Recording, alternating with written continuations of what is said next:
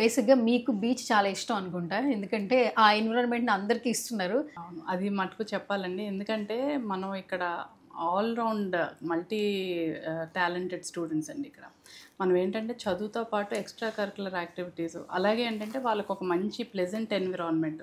Campus అంతా కూడా beach facing అండి. హాస్టల్స్ కానీ క్యాంపస్, వాళ్ళ ల్యాబ్స్ అన్నీ కూడా సో ప్రశాంతంగా చదువుకుంటారు. దాంతోపాటు ఏంటంటే ఎక్స్ట్రా కరికులర్ యాక్టివిటీస్, ఫెస్టివల్స్ ఇవన్నీ కండక్ట్ చేస్తాం. అందరూ ఏమంటారంటే సన్ అంటే ఏంటి, మీకు ఓన్లీ యాక్టివిటీస్ అని అడుగుతారు పేరెంట్స్. బట్ యాక్టివిటీసే కాదు, టాపర్స్ కూడా మా కాలేజ్ నుంచే వస్తారండి. ఈ ఇయర్ మనకు ఆంధ్ర యూనివర్సిటీ మొత్తం మా దగ్గర ఉన్న degree courses hotel management, BBA, BSc, BCom total 1, 2, 3 ranks Andhra university toppers మొత్తం మన స్టూడెంట్స్ అండి. అలాగే ఏపీ పీజీ సెట్ అయింది. ఆల్ ఓవర్ ఆంధ్రాలో అన్ని యూనివర్సిటీస్ నుంచి 15,000 స్టూడెంట్స్ అటెండ్ చేశారు. దాంట్లో 1 నుంచి 50 ర్యాంక్స్ లోపు అందరూ ఆడపిల్లలు, మొత్తం టోటల్గా మన పిల్లలేనండి. ఫస్ట్ ర్యాంక్, సెకండ్ ర్యాంక్, అలాగే మీకు 6th, 8th, 10th, 13th, 14th అలా టోటల్ 50 లోపు 8 ర్యాంక్స్ వచ్చాయి. సో చదువుతో పాటు ఏంటంటే మేము extra curricular activities, overall development అంటే మనకు హోలిస్టిక్ డెవలప్మెంట్ అన్న చాలా ఇంపార్టెంట్ స్టూడెంట్కి.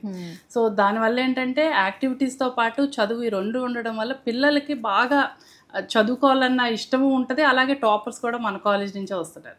సో పేరెంట్స్ ఎప్పుడు అడుగుతారనమాట, ఎక్కువ మనం యాక్టివిటీస్ కండక్ట్ చేస్తుంటే ఏంటి మేడం ఎప్పుడు యాక్టివిటీస్ అయినా అంటే, డెఫినెట్గా 50% చదువు ఉంటే 50% యాక్టివిటీస్ ఉండాలని నేను అనుకుంటానండి. ఎందుకంటే ఆ మైండ్ రిఫ్రెష్ అవుతేనే కదా మనకు చదవాలని కాన్సన్ట్రేషన్. మార్నింగ్ టు ఈవినింగ్ అదే చదువు చదువు చదువు అన్న పిల్లలకు కూడా కొంచెం బోర్ కొట్టేస్తూ ఉంటుంది.